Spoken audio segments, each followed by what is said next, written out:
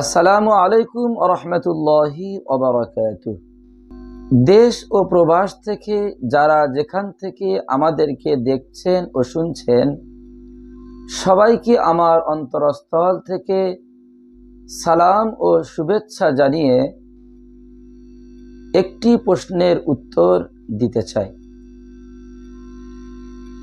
প্রশ্নটা এমনই যে রোজা অবস্থাতে যদি শরীরের কোনো জায়গাতে কাটা যায় অথবা ফেটে যায়, যার কারণে রক্ত বার হয়ে গড়িয়েও পড়ে,